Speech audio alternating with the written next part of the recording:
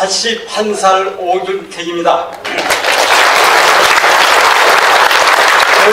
저희 선친께서는 화북상구 구장과 선거위원장을 맡고 있었습니다. 당시 우리 마을에서 인민해방군 유격대에 참여한 사람은 김아무개 한 사람이었으며 2, 3명이 그들과 내통하여 정보를 제공하며 밤에는 비라를 마을 곳곳에 뿌리고 집집 대문마다 붙이고 했습니다. 날이 밝으면 경찰들과 마을 유지 대동청년 단원들이 선거위원들과 합세하여 비라를 제거하고 밤이 되면 저들이 와서 다시 붙이고 하는 일이 계속되었습니다. 이쯤에 인근 마을인 화북지사가 폭도로부터 습격을 받아 경찰관과 양이 살해당하는 참사가 있었고 그로 인해 밤낮으로 경비가 더욱 엄해졌습니다. 그런데 1948년 4월 27일 오전 11시경 어떠한 정보를 입수하였는지 이웃마을 화북 이구에 주둔한 경찰관 7명이 마을에 당도하여 선친을 비롯한 대동청년들과 같이 마을을 순시하다 김모 씨 집을 점령하는 순간 거물급으로 추정되는 폭도 한 명이 월담을 하고 도주하였습니다. 이 과정에서 노획한 것이 일본 군인들이 사용하던 대형 배낭이었습니다. 경찰관들은 대동청년들과 함께 선거사무소인 우리 집에 들렸다가 각기 떠나갔습니다. 선친께서는 사건이 심상치 않음을 느꼈는지 얼굴이 창백하게 보였습니다. 필시 뭔가 중대한 사태가 닥쳐올 것 같은 눈치였습니다. 아니나 다를까 그로부터 30분도 못 되어 와르릉 하고 울타리가 무너지는 소리와 함께 사방을 포위했던 무장폭도 20명이 집 안으로 쳐들어왔습니다. 그들은 긴급 문자를 뺏긴 폭도의 연락을 받고 이를 회수하기 위하여 우리 집을 급습한 것입니다. 4.3 폭동 이후 폭도들이 대낮에 행동한 것은 우리 집 사건이 처음이라고 합니다. 재민일보가 발간한 4.3월 말란다이 2권 79쪽이 G2 보고서의 4월 상황 일지에는 이런 기록이 있습니다. 4월 27일 오후 4시 30분경 화북에서 마을 이장 납치된 같은 장소에서 경찰관은 인근 산악에 있는 습격대들에게 운반 중이라고 믿어지는 일화 50만행 상당의 긴급 물자와 약품을 압수 6사단 4월 29일 인민유격대에서 작성한 제주도 인민유격대 투정보고서 37쪽에는 이런 기록이 있습니다. 4월 27일 리 구장 집에서 개 경찰과 식사 중이라는 정보를 접하여 부대 16명이 이를 포위했으나 개는 도주해버리고 반동 구장 1명을 포로해다가 숙청, 바로 나의 선친 오두연을 숙정했다는 기록인 것입니다.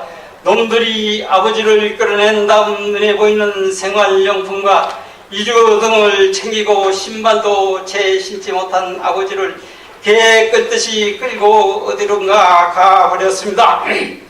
우리들에게는 참으로 땅이 꺼지고 하늘이 무너지는 청천벽력이었습니다. 어머니는 맨발로 경찰관들이 있는 곳으로 달려가고 나는 떨리는 마음을 진정시키며 울부짖는 동생들과 껴안고 함께 울고 있었습니다. 어머니가 경찰관들과 함께 와서 아버지는 이미 어디서도 찾을 수가 없습니다. 해가 질 무렵 경찰관 50명이 일개 부대가 사건 발생 보고를 받고 출동하였으나 맨발로 끌려간 아버지 생사는 알 길이 없습니다. 경찰관들은 위로의 말을 던지고 떠나버렸습니다. 소식을 듣고 할아버지와 가까운 친정 몇 분이 찾아와 밤을 새우며 바람에 흔들리는 문소리에도 혹시나 하며 기다리고 있었습니다. 날이 밝아도 아버지는 안 돌아오자 필시 놈들에게 피살된 것으로 여기고 시체를 찾으려 할아버지와 친지들이 나서서 놈들이 달아난 방향으로 구석구석 찾아 헤맸으나 허사였습니다. 이런 가운데 우리 가족은 아버지 시신을 찾는 일에 계속하였습니다.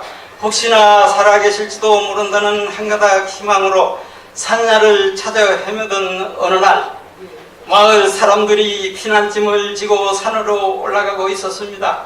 무슨 일인가 했더니 그날이 5월 9일이라 다음 날 총선거를 못하도록 마을 사람들을 강제로 이동시키는 것이었습니다. 나는 아버지 생사를 확인할 수 있는 절호의 기회라 여기고 어머님과 상의했고 그 결과 우리 가족 모두 간소하게 차려입고 친척들이 틈에 껴 따라 나서기로 했습니다. 피난처는 용강동 마을 지나 소나무로 우거진 목장지대였습니다. 그날따라 봄비는 계속 내려 온몸이 비에 젖어 견디기가 힘들었습니다.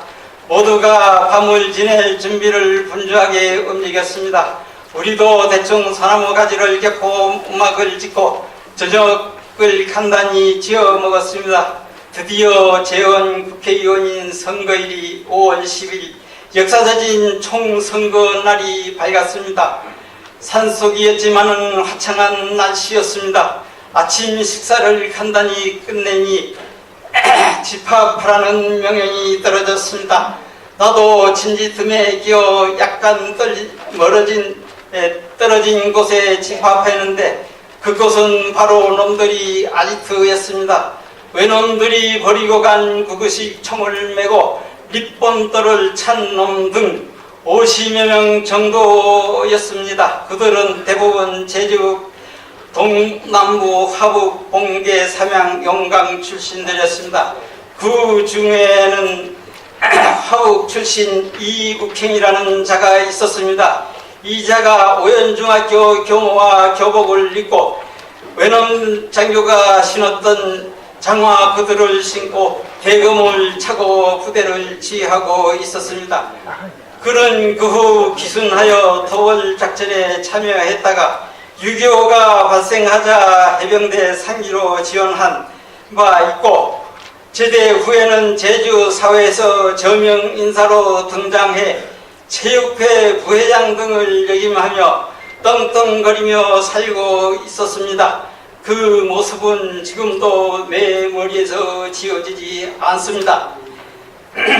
각 부락에서 모여든 사람이 너무 많아 직결하는데 시간이 한참 후에야 연설이 시작됐습니다. 사람들은 길을 기울였으나 나는 아버지를 찾는데 정신을 팔려 무슨 말을 하는지 귀에 들어오지도 않았습니다. 그때 갑자기 정신을 잃어버렸습니다. 한참 후 아버지 일을 도와주시던 송모 씨가 정신 차리라고 흔들어 나를 깨워 정신을 차리게 했습니다. 내가 정신을 잃은 이유는 아버지를 찾던 중 무장 폭도 중에 우리 집에 습격갔던 놈들이 습격 당시 놈들이 훔쳐간 아버지 옷을 입고 있어서 저놈이 아버지를 죽였구나 하는 생각에 정신을 잃고 만 것이었습니다. 한편 나는 위로하는 송모 씨는 계속하여 말하기를 너희 아버지는 놈들에게 피살됐다. 너가 살아야 원수를 갚을 것이 아니냐.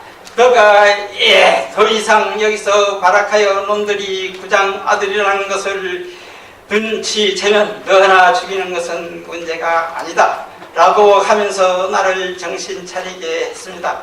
그러는 순간 놈들이 선전선동하는 연설도 끝나고 해가 질 무렵 기가를 서둘기 시작하여 집에 돌아와 보니 밤중이었습니다.